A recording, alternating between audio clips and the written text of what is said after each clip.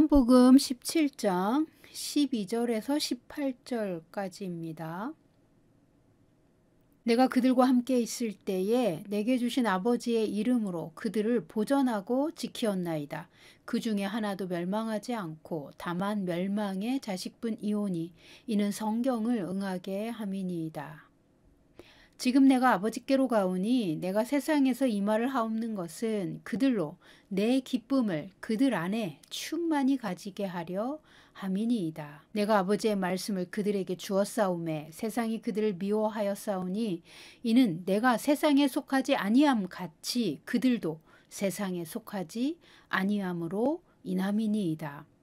내가 비옵는 것은 그들을 세상에서 데려가시기를 위함이 아니요 다만 악에 빠지지 않게 보전하시기를 위함이니이다. 내가 세상에 속하지 아니함 같이 그들도 세상에 속하지 아니하였사옵나이다. 그들을 진리로 거룩하게 하옵소서. 아버지의 말씀은 진리니이다. 아버지께서 나를 세상에 보내신 것 같이 나도 그들을 세상에 보내었고. 아멘. 파라클레토스 성령님 5번째 시간입니다. 요한복음 17장은 예수님께서 세상에서 마지막으로 제자들을 위해 하나님 아버지께 중보의 기도를 드리신 내용입니다. 12절 내가 그들과 함께 있을 때에 내게 주신 아버지의 이름으로 그들을 보전하고 지키었나이다. 그 중에 하나도 멸망하지 않고.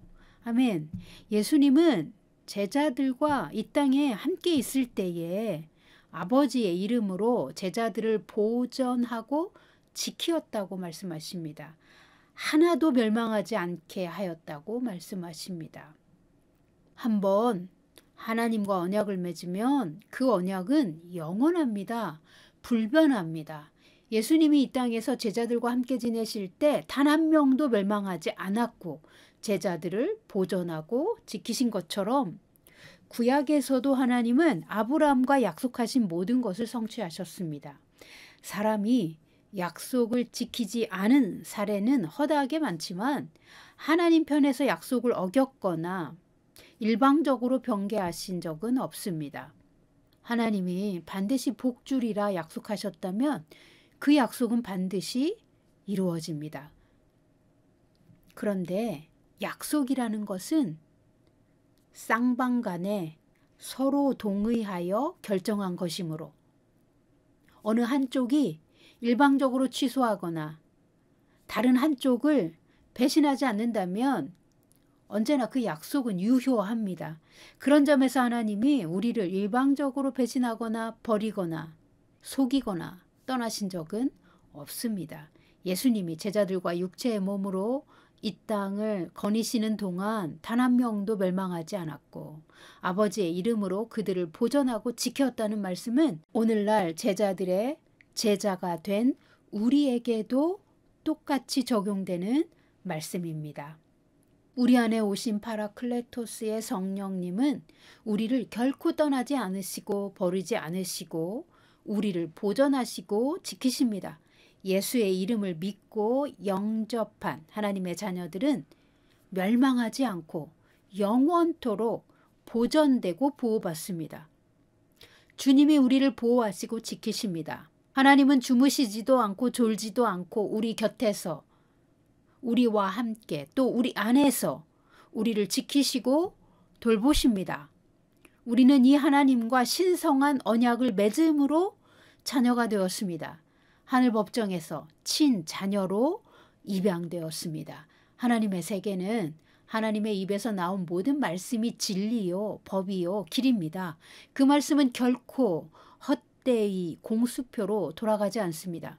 그 말씀은 그대로 성취됩니다. 하나님이 누군가와 약속하셨다면 그 약속은 반드시 이루어집니다.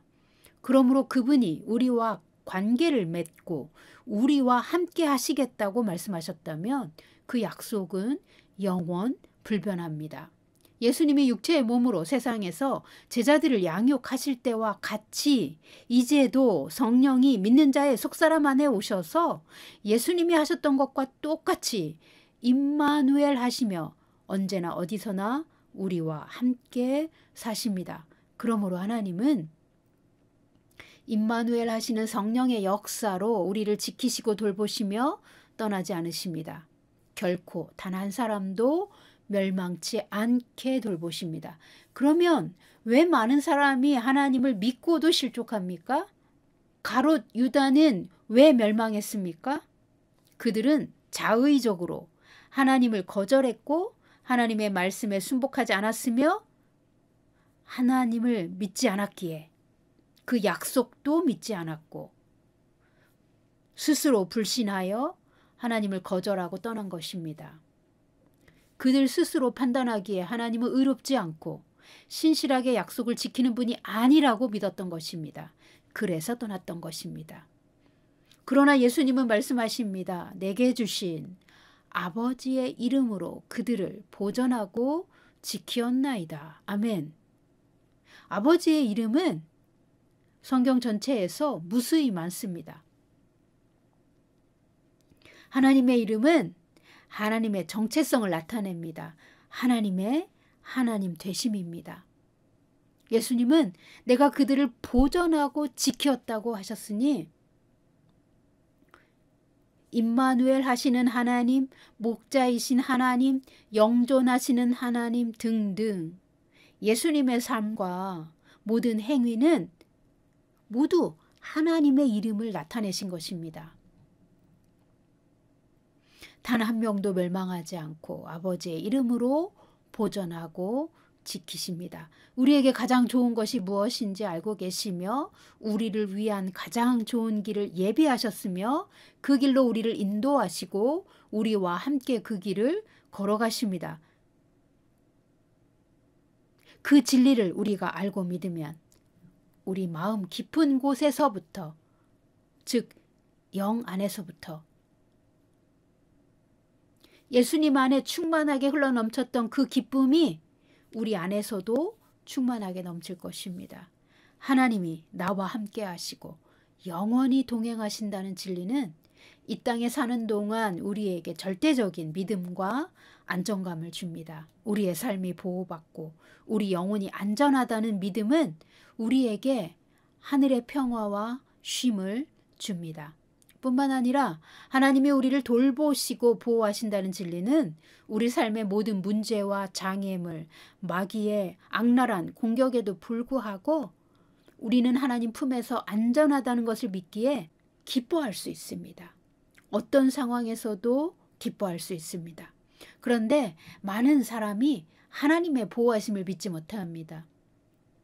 그 이유 중에 하나는 하나님이 우리를 보호하시는 방법이 육체의 눈으로 확인할 수 있는 물리적인 사건이 아니기 때문에 그렇습니다. 또 다른 이유는 하나님의 세계와 현실의 세계는 그 작동 원리가 일치하지 않습니다. 하나님의 세계는 완전한 의와 진리로 작동하지만 이 세상은 거짓으로 조종하고 통제하는 마귀의 어둠의 힘이 배후에서 역사하는 시스템이기 때문에 거짓과 진실이 공존하는 세계입니다. 그러므로 하나님의 말씀과 이 세상은 불일치합니다. 사람들이 이 불일치를 이해하기 어려워합니다. 하나님의 뜻이 이 땅에서 온전하게 이루어지려면 하나님의 뜻을 이 땅에서 온전하게 수행하는 전달자가 필요합니다.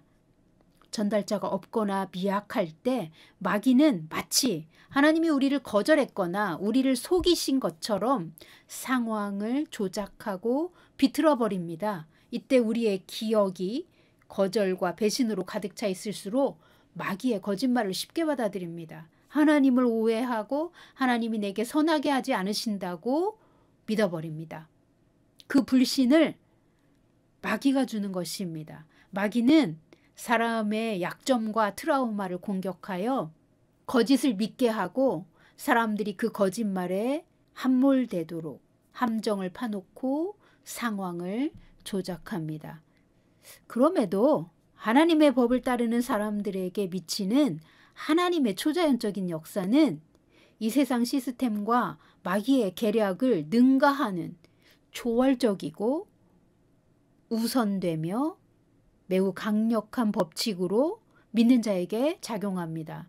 마귀가 아무리 세게 역사해도 하나님의 진리의 힘은 거짓을 무너뜨리고 거짓을 파괴하는 힘을 가지고 있습니다. 우리가 진리를 믿고 선언하는 순간 마귀의 거짓은 깨지기 시작하여 마침내 산산조각나는 것이 하나님의 진리이고 하나님의 법이고 하나님 세계의 질서입니다. 그러므로 우리는 진리를 알고 믿음으로 하나님의 법칙 안에서 살아야 합니다. 그러면 우리의 삶은 보호받고 안전합니다. 하나님은 자기 백성을 반드시 지키시고 보호하십니다.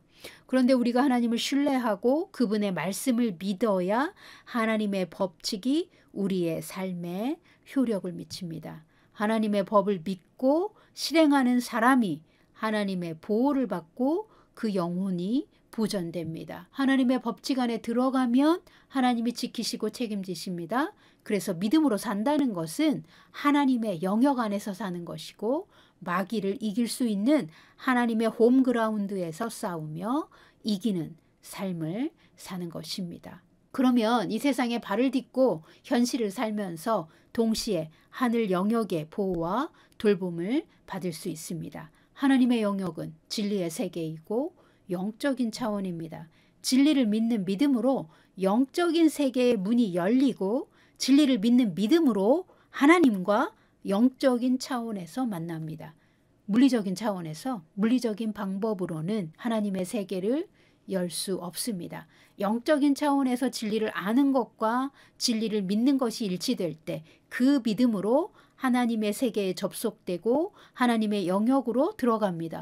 그러므로 진리를 믿는 믿음은 예수님이 교회에 주신 천국 열쇠입니다. 진리의 세계가 영적인 차원이고 우리의 속사람이 영의 사람이기 때문에 우리의 영이 하나님의 세계와 접속됩니다. 하나님이 주신 말씀을 믿는 믿음으로 하나님의 세계가 열리며 믿음으로만 적용되는 세계입니다. 하나님의 세계는 시간과 공간의 제약을 초월하여 믿는 자에게 언제나 어디서나 피난처와 보호막을 제공합니다.